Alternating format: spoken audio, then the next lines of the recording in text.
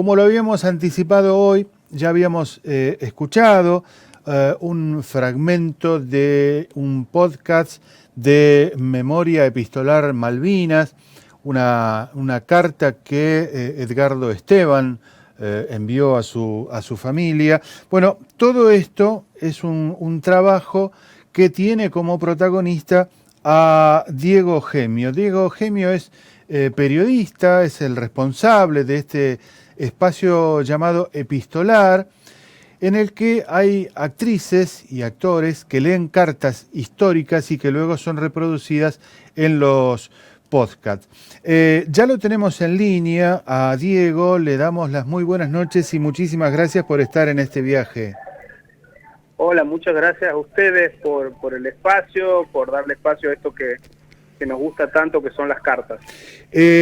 Bueno, Diego, a ver, vos sos tucumano, estás en Buenos Aires, ¿verdad? Y periodista. Exacto, soy tucumano, vivo en Buenos Aires desde el año 2003, soy licenciado en comunicación y ejerzo el periodismo desde el año 96 ya, trabajando primero en mi provincia y después en Buenos Aires, y desde hace 4 o 5 años comencé a experimentar con el mundo del podcast. Digo experimentar porque mi formación de base fue la del periodismo escrito, la de la vieja gráfica, sí. que ahora se traduce en páginas web, pero en definitiva en la escritura. Claro. Diego, en realidad vos, por lo que he leído de tu vida y de tu trayectoria, empezaste a escribir a los 9 años una nota que se llama ¿Por qué las maestras no quieren hablar de política? ¿Puede ser? Sí, una travesura de chico. Claro. En realidad, el diario Página 12 estaba promocionándose como un diario nuevo y fue a dar a Tucumán un taller de periodismo para chicos. Le pedí a mi mamá que me anotara y ese fue mi primer artículo como aprendiz. Más que aprendiz, era un nene, un irreverente, aprendiz de periodista. Claro. Pero sí tenía en ese momento la vocación muy clara de que quería hacer lo que finalmente hice, que fue periodismo.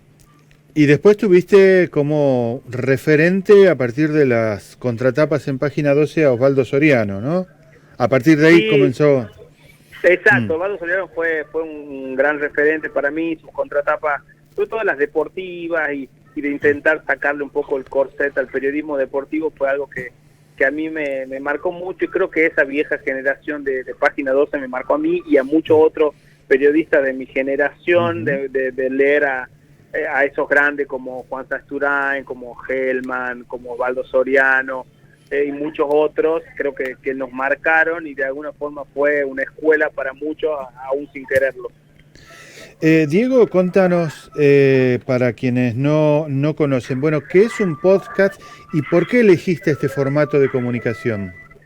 Un podcast es una cápsula de audio que puede ser escuchada on demand, es decir, en el momento que yo quiera, cuando yo quiera, sin la lógica de la radio de un día y de un horario. Y creo que elegí hacer un podcast porque era la condición de posibilidad en un principio, es decir, no tenía que pedirle permiso a nadie, ni autorización a una radio, ni pedir un espacio, sino que decididamente podía hacerlo y lanzarlo a la red, que es el éter, el nuevo éter, y a partir de ahí hacer ese proyecto que fue Epistolar, que nació en 2018 y ya lleva 4 temporadas, 126 episodios, y tuvo algunas ramificaciones. Una de ellas es la que vos mencionás, que empezamos a hacer podcast para terceros, en este caso para el Museo Malvinas, también hicimos para el Museo Ricardo Rojas, partiendo de la base de lo epistolar, de recuperar al carteo como una forma de pensamiento perdida, y esa fue la idea con la que iniciamos Epistolar y después estos otros podcasts, hermanos, hijos de aquel primero que es Epistolar. Justamente quería consultarte, Diego, ¿cómo surge la idea de recrear estas cartas? ¿Cómo llegan estas cartas a vos? ¿Y qué características tienen? ¿Son cartas históricas?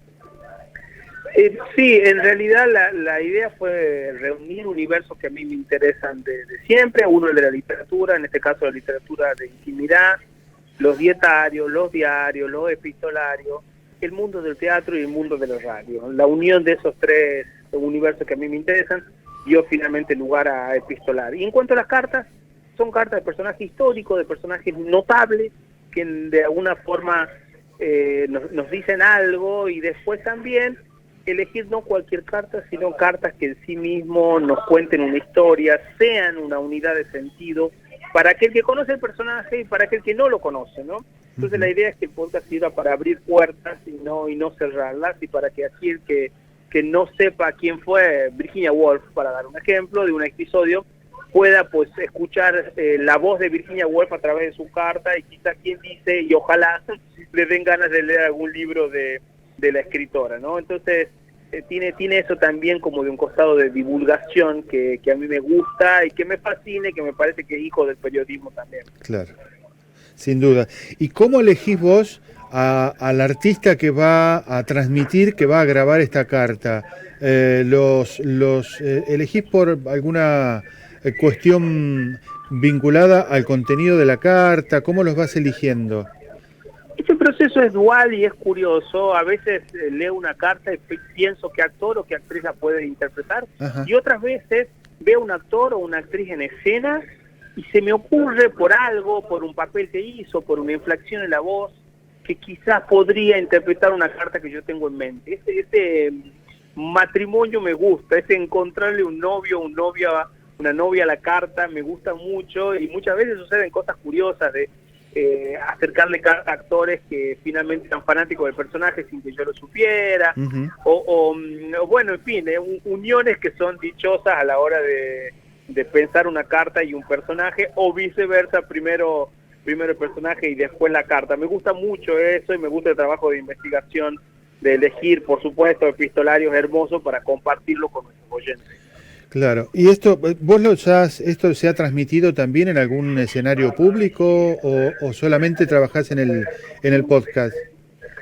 Epistolar tuvo algunas ramificaciones impensadas y muy felices para nosotros. Una de ellas, te las conté, lo de los epistolarios de los museos y hacer proyectos para museos, y otra fue la presentación en teatros de la ciudad de Buenos Aires y de Mar del Plata. Por ahora tenemos previsto ir a Santa Fe y a Bahía Blanca en los próximos meses, de llevar epistolar a escena con actores y actrices leyendo cartas en vivo, con músicos tocando en vivo, y conmigo, que no soy actor, pero haciendo una presentación de las cartas como hago en los episodios. Claro. Me parece que el formato de podcast es solo una excusa. La idea es rescatar al carteo, como decía, a través de este formato de podcast, pero también a través de un formato teatral o a través de cualquier otro formato que sea posible, ¿no?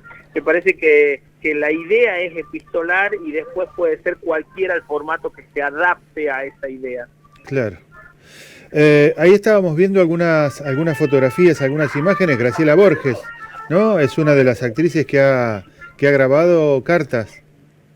Graciela Borges, Norman Brisky, Pompeyo Viver, Julieta Ortega, Cristina Vanega, son algunos de los actores y actrices que generosamente, amorosamente se sumaron a Epistolar, porque les interesa el proyecto, porque creo yo que el proyecto recupera la cálida emoción de enviar y de recibir una carta. Creo que tocamos esa fibra y que ellos también la recibieron de esa forma, y también algunos me lo dijeron, les despierta algún desafío artístico esto de actuar sin el cuerpo, ¿no? Claro. De actuar solo con la voz, porque bueno, este es un formato solo sonoro. Entonces, en general, la respuesta siempre fue muy positiva por parte de ellos. ¿Y las cartas que te llegan y que se las das a algún artista para que las lea, están escritas de puño y letra? ¿Algunas serán originales, otras no? Hay de todo, por supuesto, archivos, epistolarios, libros publicados, hay de todo. Fueron a grabar algún excombatiente de Malvinas con la carta original de puño y letra escrita. En realidad, en este caso, a nosotros no nos parece tan importante en sí mismo la carta objeto, sino recuperar esa carta a través de algo personalísimo como es la voz de los actores. Cambiamos lo personal de la letra, del puño y letra, por lo personal de la voz. Claro. Me parece que eso es uno de los aportes, me parece humildemente, que hace Epistolar. Sí, sí. Pero también yo quisiera agregarte que lo que hace es traer a la actualidad una manera de comunicación que ya cayó en desuso, ¿no? Como la letra, la carta de puño y letra. Exacto, y además no es solo la carta de puño y letra, sino también una forma de pensar pausada, una forma de decir pausada y más reflexiva, que ahora fue reemplazada por otras formas de comunicación, quizás más efectivas, pero también menos reflexivas. Entonces me parece que de alguna forma Epistolar quiere recuperar esa forma que perdimos, que la dejamos en el camino, y que creo que perdimos un rito de intimidad hermoso que era el del carteo. Claro, tal cual. Diego, si vos tuvieras que elegir algunas cartas, las más importantes, las más impactantes, algunas que te haya conmovido, ¿cuál elegirías, si es que las tenés en mente? Hay algunas que me parecieron particulares por lo curiosas. Por ejemplo, hay una carta de Gianluigi Buffon, el arquero italiano, que le escribe a su yo íntimo de los 20 años, luego de un periodo de depresión. Me gustó mucho porque las cartas deportivas no son frecuentes, los deportistas no escriben muchas cartas, entonces esa carta me gustó mucho por lo infrecuente, porque la interpretó el ruso Berea, que es un hombre de radio y un ex arquero. Sí. Me gustó muchísimo, bueno, por supuesto, Víctor Laplace interpretando a Perón, me gustó muchísimo Victoria Almeida haciendo de Virginia Woolf, Lorena Vega haciendo de Encarnación Escurra. Son varios los personajes, te imaginarás que llevamos más de 120 episodios y cada vez voy descubriendo cartas nuevas y me parece que tengo entre manos un juguete que da muchas posibilidades y eso me pone muy contento. Claro. Sí, tenés una posibilidad enorme de llegada. Diego, actualmente estás ejerciendo el periodismo, estás trabajando... Exacto, sí, yo soy periodista freelance, escribo para varios medios, entre ellos Suplemento Espectáculo de Clarín, la página web Todo Teatro, escribo para algunos medios de afuera, y ese es mi trabajo, el de periodista freelance, además de docente de escritura y por supuesto el proyecto de Epistolar, que me lleva mucho tiempo y energía, por supuesto. Claro. Bueno, yo llegué hasta vos a partir de un amigo, creo que un amigo en común, Jorge Gorostiza, un excelente también periodista, una excelente persona, que fue la que me contactó y me dio la idea de poder charlar contigo, y la verdad que le agradezco a él haberme acercado a vos y a conocer en parte tu material. Así que yo quiero agradecerte muchísimo estos minutos que estuvimos charlando y esperemos vernos en algún momento. Sabés que Neuquén es una buena plaza para este tipo de propuestas, que son propuestas culturales, que son propuestas periodísticas también. Así que cuando vos lo decidas podemos organizar algo aquí en Neuquén. Ojalá se pueda llevar Epistolar a Neuquén en formato escénico, en vivo, y por supuesto hago extensivo el agradecimiento a Jorge por el contacto, y les recuerdo que nuestro Instagram es @epistolarpodcast y nos encuentran como Epistolar Podcast en Spotify y en las principales plataformas de podcast. Perfecto. Bueno, me gustaría leer ese primer artículo tuyo titulado ¿Por qué las maestras no quieren hablar de política? ¿Está en algún lado? No está colgado en ningún lado, lo conserva mi madre en Tucumán por esa cosa que tienen las madres de guardar cosas. Claro.